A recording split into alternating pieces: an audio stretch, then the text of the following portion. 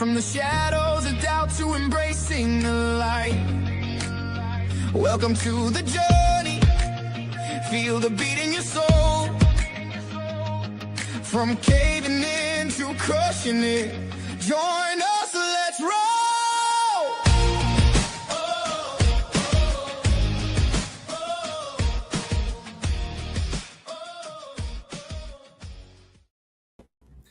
Welcome, everybody, with another episode of From Caving Into Crushing It. Today's episode, we have Matthew Melvin on. Matthew's a great story, and I know that you guys are going to be intrigued when I start reading you his bio so you can learn a little more about him. And then we'll call him in.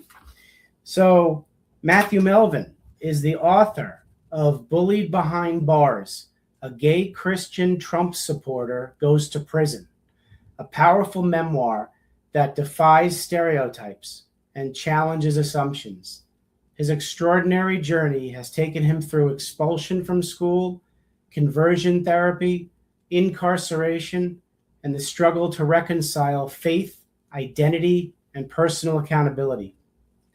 Refusing to be defined by his mistakes or circumstances, Matthew transformed adversity into a message of hope, resilience, and redemption. Today, he shares his story on podcasts, radio shows, and speaking stages, inspiring audiences to look beyond labels, embrace second chances, and discover purpose through life's greatest challenges. With a unique perspective on faith, identity, perseverance, and personal transformation, Matthew's story sparks honest conversations about overcoming adversity and finding hope when all seems lost. His message is simple but powerful. Your past may shape your story, but it does not have to determine your future. Let's bring on Matthew Melvin. Matthew, powerful bio, my friend. There's so much in there that we want to get to. How are you today? I'm blessed and highly favored. How are you? Doing well, my friend. So good to see you.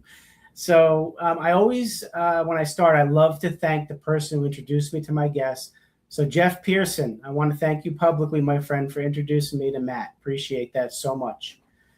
And, I always start with, I guess it's my monologue, but basically life is interesting. When we're born, when we're young and growing up with our family and friends and the people around us, we're taught that life is linear. That's a straight path.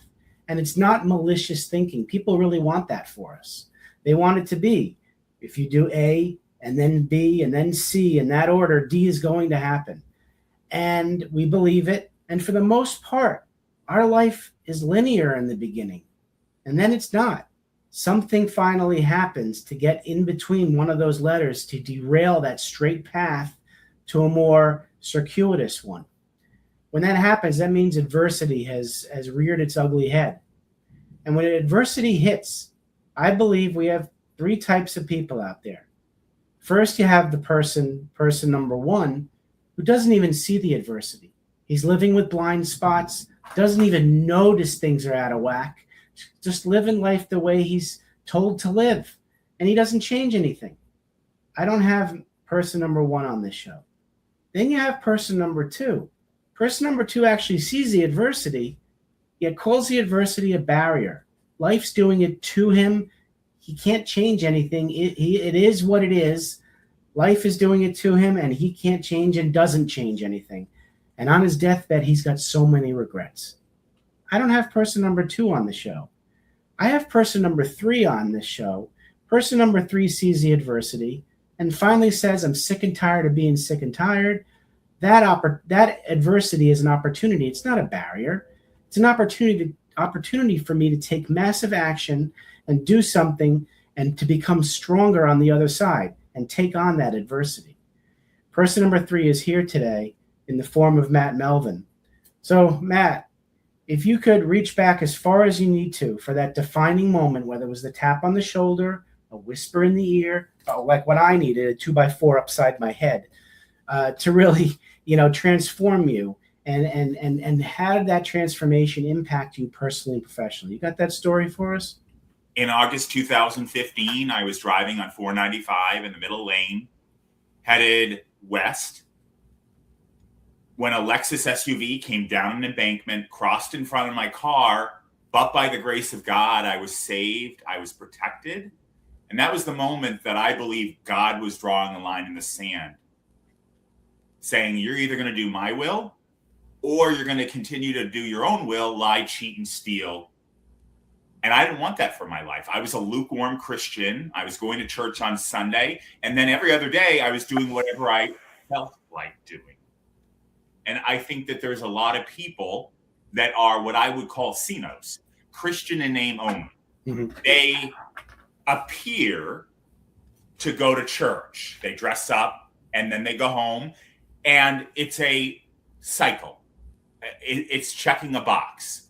It's trying to appear that everything's okay, when really there's stuff at the home that's going on. They're not reading their Bible. They're not praying. It's a facade. It's sort of like the person who's having an affair that puts on this mask that's making it appear that everything is going great when really everything is in shambles. Okay, so we have a lot to unpack here, because you're driving, a car ends up speeding in front of you, and you survive. What did you survive? Was there a crash? There was no crash. No crash. But I believe that God was intervening and drawing a line in the sand, saying, you're either going to continue to do your own will, you're going to continue to be a lukewarm Christian, or you're going to finally say, I'm sick and tired of being sick and tired, and I need a radical change. Did you believe there should have been an impact? I believe that if God wanted it to happen and I was not in God's will, that I would have died that day. Okay. All right. So reach back to that day. Now I do everything to make the Father look good. Do you understand what I'm saying? I do. We as Christians, in everything that we do, is God saying, well done, good and faithful servant, or why did you do that? Okay. So let's go back to the potentially near fatal crash that God saved you. When the impact did not happen and everything stopped, what was your first thought? God is real. He had to intervene in a drastic fashion to get me to wake up, because I needed a radical wake-up call. So that was like the 2x4 upside your head. Yes. You needed a radical wake-up call. It was the road less traveled. Okay. By Robert. So the things that you believe God wanted you to change, what were they? What were those lying, behaviors? stealing, being dishonest, using people for my own personal benefit. Okay.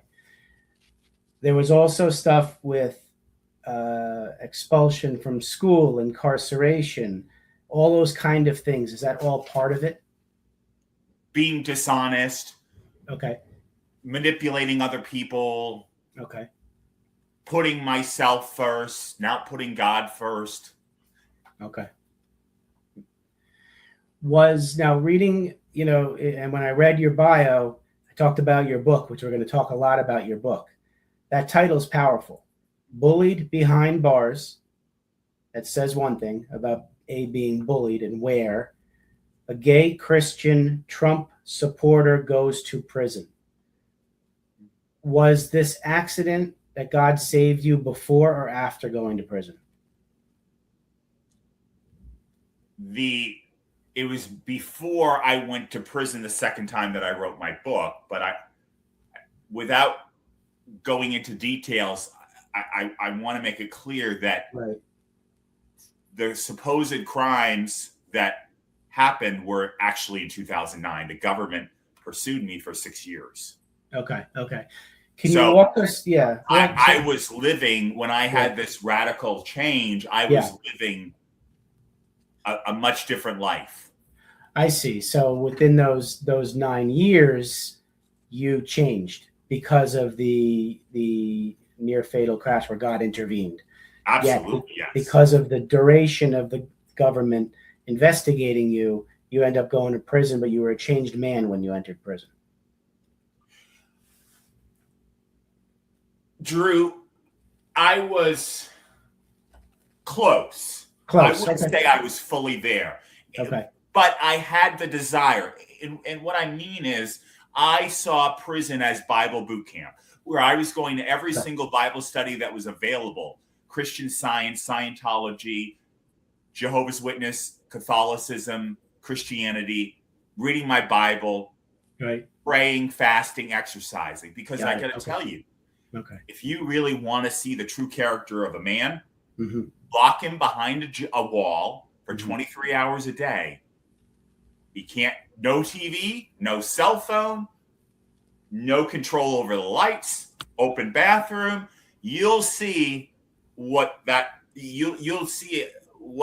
man is truly made of. It can either make you or break you. And it's all a choice. Right, I saw people screaming and yelling like maniacs, and I chose to be happy and content. Did I want to be there? No, I didn't want to be there. But it was a result of my bad decision making. Look, you choose the sin, you can't choose the consequence. I chose to break the law, and when you sow the wind, you reap the whirlwind. Wow. So, just so the audience has some context, what was the breaking of the law that you did that you believe God wanted you to change some of your ways? It goes back to 2004 when I was working at a car dealership. They didn't pay me my commissions. I impulsively chose to try to sell one of their cars, got caught. Instead of going through the mental health court, Judge Jeffrey Crawford and Bob Wolford both decided I didn't meet the criteria and put me through the traditional court. I came out with a record. The government, and then I couldn't pass a background check, so I used other people's information in 2009. Okay. The government pursued me for 6 years and finally got a grand jury indictment against me in May of 2016. Got it. Okay. So all of that's deception. That's all the dishonesty stuff you talk about. So that I understand fully now what you mean by God wanted you to change your ways, because that was not Christian-like behavior. Not at all. Oh, gotcha. Okay. All right. Gotcha. Not at all. So all of this happening led you to writing your book. When was the book published? It was published in 2022. So, okay. So after you got out, when did you get out of prison? 2017. You're in that long. Were you in there from 2009 to 2017? No, 2016 to the end of 2017. Okay. So by the time they were pursuing you for that long, it was 2016. Okay. So 2009, I understand. I'm just doing the math. Gotcha. So you got out of prison. Tell me what that was like. Getting out of prison? Getting out from the... let me just tell you, being on federal supervision is drastically different than being on state supervision. Okay. State supervision, you can sort of get away. You can toe the line. Federal probation is a lot stricter. I had to go and see a psychiatrist every week and talk to him. And he was appointed by the court because of my mental health issues and problems. That was a part of my conditions of release. Mm-hmm. The supervisor could show up at the house anytime. They could, if they wanted to, search my room at any point. They could go through the house. I had to fill out a permit if I wanted to leave the state. I had to inform them of any employer I had. I had to provide pay stubs. Wow. Community service. It was a entirely different wake-up call than from when I was on state supervision. Wow. It's about 100,000 times worse. So you had to do both state supervision and federal supervision? No. I had to only do federal supervision. Just federal. I'm just comparing the difference between state supervision and federal supervision. Federal, okay, a lot stricter with federal supervision. Oh, yes. Wow. So, and listen, I wasn't even on an ankle monitor or, but I'm just telling you that it was 100,000 times worse, and I wasn't on an ankle monitor. Right. Wow. And that was in 2019, you said? It began in 2018. I was supposed to be on supervision for 3 years. I did everything I was supposed to do after a year and a half. Right. In every single federal case that an individual wants to get off supervision, the government, the state, the government will fight to prevent you from getting off supervision. Right. And pretty much every single time, on the first time, it's always denied. The second time was 2 years, and the government again fought it. And actually, the Shelburne News put a wonderful article in the paper that I was trying to get off supervision. Wow. Yeah, it was just amazing. It was unbelievable how they even knew that I was trying to get off supervision. How did they know? Who told them? Who was the informant? And I'm not going to speculate because I don't know. I have my theories, but I'm going to keep those to myself. Right. Okay. I try now to live a life where, unless I have tangible evidence to support what I'm saying, I don't just throw things out there. Could be faith that God intervened, man. It absolutely was. Let me tell you, without God, I don't even know where I'd be today. Absolutely. Wow. So, it seems like the punishment didn't fit the crime. That seems like harsh punishment for what you did. I'm going to go back to my original statement where when you choose the sin, you can't choose the consequence. Gotcha. Makes sense. So now you have this life-altering experience. And when did you start writing the book? Was it after the experience? No, I was writing the book while I was in prison. You were writing it? Okay, let's go. Oh, yes. So let's talk about that, how you decided when you were in prison to start writing the book. That's going to be intriguing. Like what got you to say, I'm writing a book on this?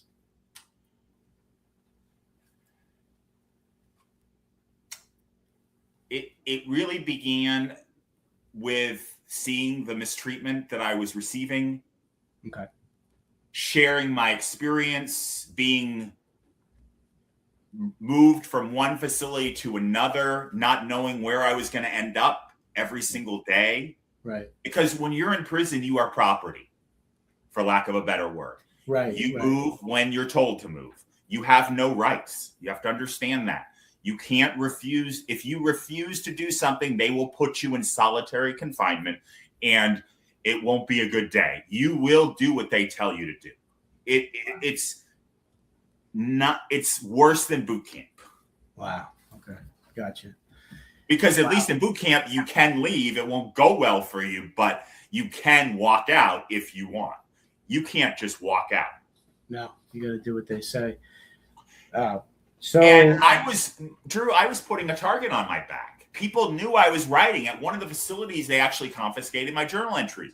They claimed they didn't know what happened to them. They disappeared. No, they knew what happened. They knew what was going on. They were terrified. Look, a lot of people, when you write the truth, it scares people. Oh, of course.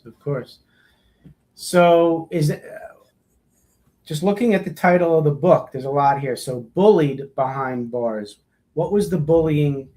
What was happening? And why do you think you were being bullied? Multiple reasons. One, the inmates would lie to the guards, tell them I tried to proposition them. They would put me in solitary confinement. At one of the facilities, I got on the phone and I told my brother what was going on. And my brother said, I'm going to take care of it. Within 25 minutes, the two of the people that had arrested me, John Schroeder with the IRS and May Chow with the Secret Service, showed up at my brother's place of employment and threatened him. That's how powerful the government is, Drew. Wow. They will intimidate you. They intimidated him to try to back off. At that same facility, 4 officers took me out of my cell, refused to give me my medication, brought me to the attorney-client room with their cameras on, and asked me what my end game for writing grievances. Now, grievances are the complaints that you write when you're in jail to try to get change. But at the same token, when you write a complaint, you're putting a target on my back. So I was putting a target on my back by writing grievances. I was putting a target on my back by writing my story. Right. So they went, wow. Going after your brother, did your brother stop, or did he keep trying to help you? He's trying to help me, and he's trying to do the best he can. Here's the thing. You're on a recorded line. They're listening to everything that you say. Wow. So you got your brother trying to help you, him being intimidated, you in turn being bullied. Now, did the inmates know you were gay, a gay man? Did they know you were a Christian? They knew you were a Trump supporter. Like, how did all that come out for you to write a book that you believe you were bullied behind bars because of those 3 reasons? Well, like I said, the inmates would lie to the guards and tell them I tried to proposition them. Right. Then they would put up different antics and shove a table in front of my cell so I couldn't come out. Oh my gosh. Okay. It's not a good environment. It's getting worse and worse every single day. Yeah. People don't understand. Jail is not daycare. No, it is definitely not. A terrible place to be. The part that I'm a little bit confused of is the bullying because of, let's put the gay part aside, Christian and Trump supporter. I was very outspoken about being a Trump supporter. Okay, all right. And so they got, and then Christian, you were probably reading the Bible. I was, yes. Okay, I was reading the Bible. There's a lot of Islam gangs in the prison. Gotcha. So all of that, okay. So because you were vocal about being a Trump supporter, they're going to get you on that. Because you're reading the Bible and there are a lot of Islam supporters there, you're going to get you on that. Because you were a gay man, they're going to go get you and lie about you propositioning. There is a lot there. When you were writing the book, what was your angle? Was your angle to just show how bad prison is for somebody with a lot of diverse pieces of life? Like, what was the purpose of writing the book? I was wearing a lot of masks in life. Okay. I was one person at work, one person in school, one person at home. I didn't know who I was. And I've said this on other podcasts. When I took that car, in a way, I did it the wrong way. I was saying to the car dealership, I'm tired of being taken advantage of people. Stop doing it. Right. I did it completely the wrong way. But you have to understand, if somebody doesn't resolve anger, stress, shame, pain, it will come out. And oftentimes it comes out sideways. Oftentimes it comes out in domestic violence. Right. It does come out in a lot of ways. You're right. In your part, it came out in the car issue. It came out in the car issue, yes. In the car issue, okay. So tell us about how long did it take you to write the book? Did they keep stealing all your stuff, or how did you get it written in prison? Did you finish it up in prison? I wrote almost all of it because I spent a lot of time in solitary confinement and was being bounced from one place to another. I had a lot of time on my hands. And even if you're not in solitary confinement as an inmate, you have a lot of time on your hands. Okay. And I wanted to share my story to expose the fact that corruption doesn't occur in major cities. It's going on right now. Right. And, it was cathartic for me to share my story. Absolutely. Okay. Yeah, absolutely. And I'm sure it's more cathartic every time you share the story. You're healing yourself from within sharing the story. It is, but it's not an easy topic for me to talk about. No, absolutely not. No, I can understand that. And thank you for sharing it, because it's not easy. So tell us about the book and where and how you got through it. How I got through prison or how I got through writing the book? How you got through writing the book? It was a long 6-year process. Wow. Okay. And it was very challenging to find editors that would even help me because of Trump being in the name of the title.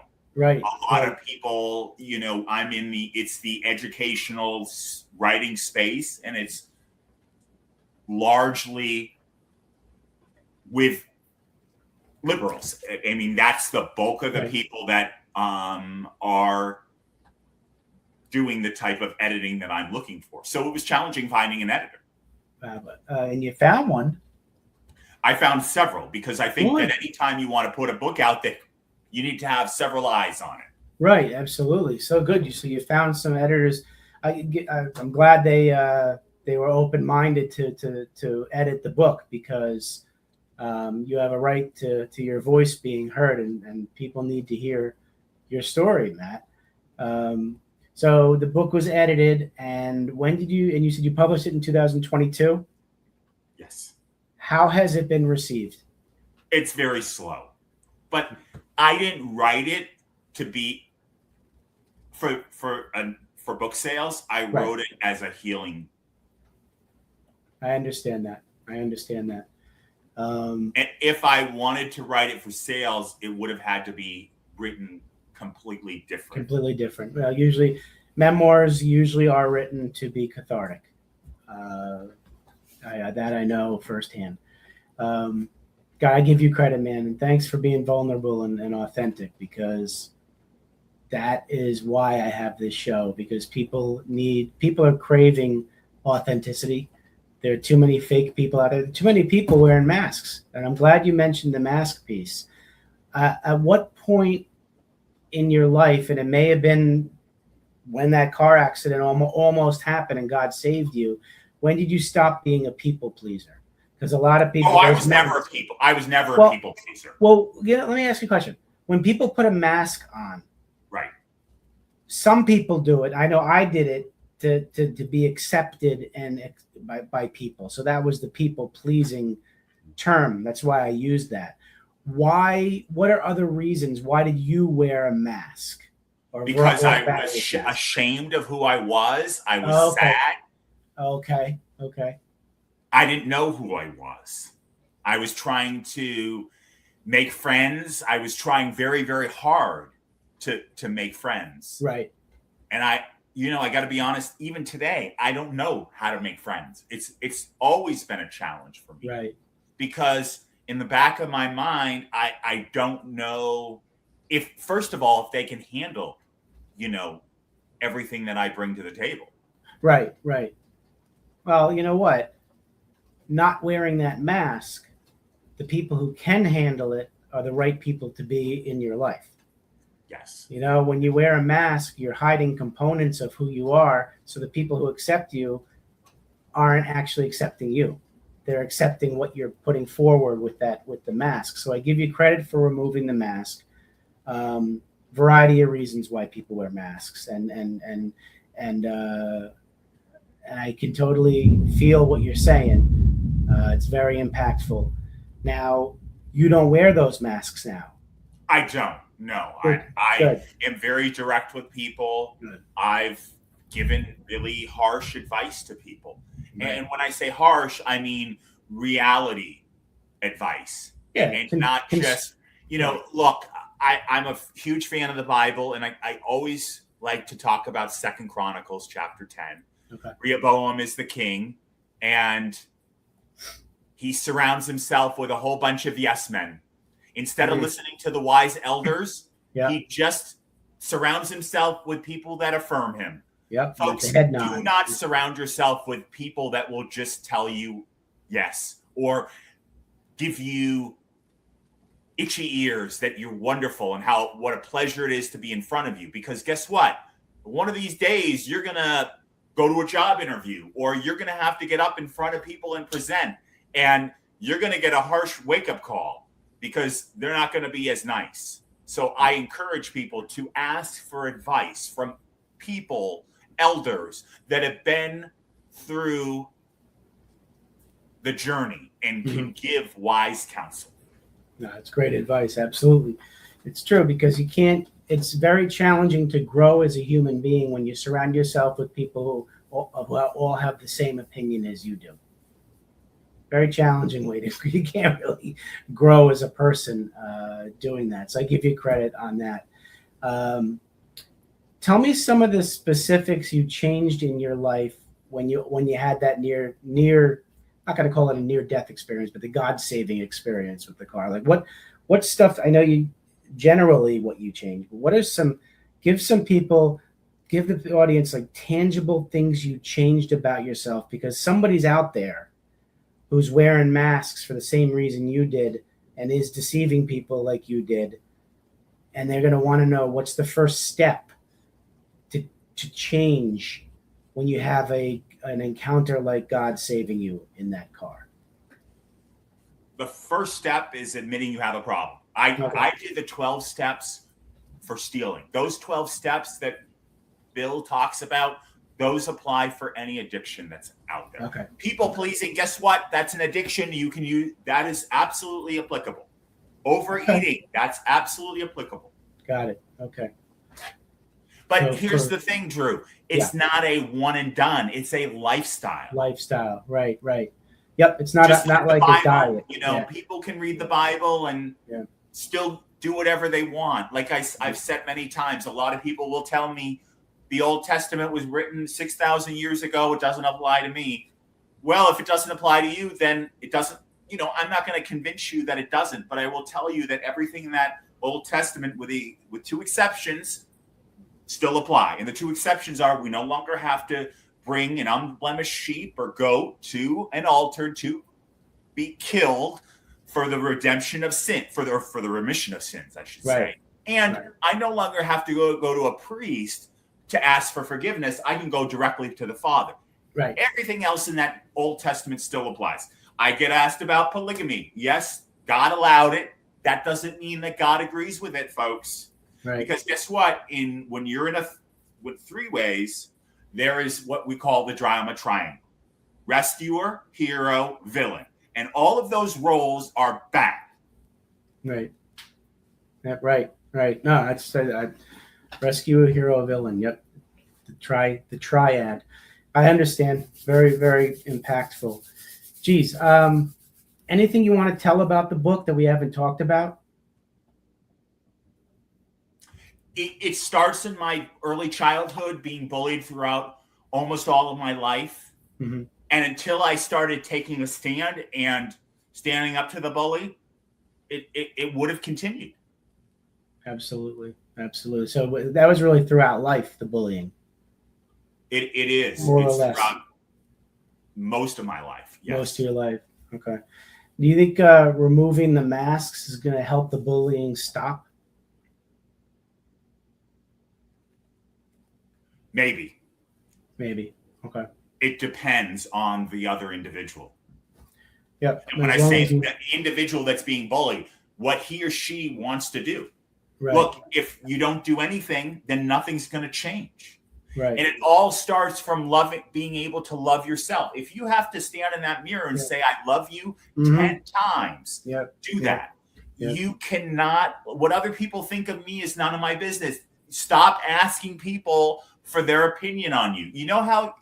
Honestly, you know how you can figure out if somebody likes you? Yeah. How long they're on a phone conversation with you, how often you talk to them. Mm-hmm. The questions they ask. Yep. That's true. You can tell. You can tell if they want to rush off the phone. That's a good point. The audience is certainly going to want to capture the essence, or they have captured the essence of you, Matt, and they're going to want to get more of you. So, folks, best way to reach out to Matt to get in touch with him is his email, which is bulliedbehindbars@gmail.com. bulliedbehindbars@gmail.com. And so there's a QR code you can see right now that'll take you to that website. You can scan the QR code from Matt's website. So Matt, any other impactful piece of information you want to tell about that near accident? Did you get out of the car when it happened? Oh yeah, I continued on my journey. I was not affected. That person slammed into a rock, and I don't know what happened to them. Didn't hit you, thank God. And Right. so you went on your way. The first thing you did is acknowledged you had a problem. And the next step after that, what was the next step after acknowledging? That I needed to stop putting Jesus in the passenger seat and start allowing God to take the wheel. Like Carrie Underwood's song, Jesus Take the Wheel. Okay. Jesus take the wheel. And by doing that, being a Christian is like when you take your car to get aligned at the car shop, it's 100% aligned to Acura or Volvo, whatever type of car. It isn't, I'm going to do 70% today, 30% in a couple of weeks. That's how a lot of Christians are. They want to give a piece to God, but they want to hang on to this other piece. It's either all God and no you, or it's not a negotiation.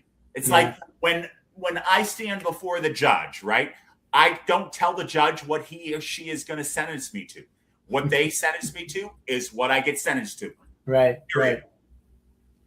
Yeah, well, I like the way you put that. And the whole idea with the church, I mean, you don't have to be in the four walls of a church to be a good Christian. Absolutely not. God's home is wherever you are, right? And I, a lot of time organized religion can get misaligned to what it's supposed to be because of human being and our flaws, human flaws, because that's usually what happens is individuals corrode the church with their greed and all this kind of stuff and phoniness and whatnot. So I totally understand what you're saying, but God is anywhere we are where we want to speak with him. And you were certainly speaking with him when you almost got hit by that car, that's for sure. So we got the awareness piece, and you made some changes in your life, and you are who you are now. What other messages good moving forward do you want to tell the audience? Don't ever lose hope. If you lose hope, you might as well lie down and be dead. That's good advice, absolutely. How do we get your book? It's on Amazon. Okay. All right. So I got two final questions for you. Are you ready? Yes. All right. You now are sitting down with 7 to 10-year-old Matt Melvin, and you want to give him advice about life. What are you going to tell him? You're going to make mistakes, but those mistakes are not your identity. Keep moving forward. God isn't finished with your story, and one day you'll be able to look back and see that even the hardest chapters were preparing you to help someone else find hope. Oh, I love that. I love that. All right, so we'll switch gears, and now you're sitting down with young entrepreneur, young businessman, Matt, and you want to give him advice about business. What are you going to tell him? Be honest and be direct with what you're looking for, and don't settle. And vet everybody that you're going to work for. Love it. Love it. Love it. So very good advice. And let's hope the people out there heed your advice, because it's never too late to heed good advice. One thing I didn't ask you is what you're doing now professionally, in addition to writing, being an author. What are you doing now that people might be interested in? I am looking to start a men's community for gay and bi men only. Okay. I feel it's really needed. So if you or somebody you know is interested, please email me. And would that be in person or remote? It would be remote. I want to allow men from Australia, from Pakistan, from Thailand to come to a group. It would be a closed group, and it's not a relationship group. It's not a romantic relationship group. Right. It's not a networking group. It is a community where men can talk about anything. And what is said in that container stays in that container, with, of course, a couple of exceptions. If they threaten suicide, they threaten to harm somebody, or they threaten to harm themselves. Those are always the exceptions. Absolutely. So it's a safe place and support for gay and bi men. Correct. Got it. I've been a part of 20 other groups, and I never feel like I'm can relate to what's going on. I feel like I'm just don't fit in. And I want to bring that because I know that there's a lot of men that are looking for that. But whenever I talk to the person to see if they're a fit, I have to go over the rules. The rules there's a lot of rules. And the reason we have rules is that so that everybody can feel a part of the group. And so also I want to emphasize that the communication is only within the group. It doesn't leave the group, because then somebody might feel like they're not included, that other people are better than other people. And it's dealing with human beings is always a challenge. Yeah, that's true. Very true. No matter what. It's very true. Well, I give you credit for starting that. And I'm hoping there are a lot of people out there who are ready for something like that. And they now have a way to get in touch with you and have a group that's going to be supportive of them. So that's, thank you very much for letting us know that. Well, Matt, I want to thank you for coming on. I want to thank Jeff Pearson for introducing us. Thanks for coming into my life, my friend. Unbelievable story, unbelievable human being you are. Keep doing what you're doing. Glad God saved you prior to impact, my friend, because I do believe he or your guardian angel was definitely in the car with you. Absolutely. So thank you very much, Matt. Thank you so much for having me on the show. Everybody out there are times I know that you are feeling down, ready to give up, caving in. Don't give up. You're not alone. There are people out there with a story similar to yours. You're not on an island all by yourself. You have an opportunity to find community, find a higher power, ask for help, and you can go from caving in to crushing it. Just believe in yourself. Take care, and thanks so much for watching.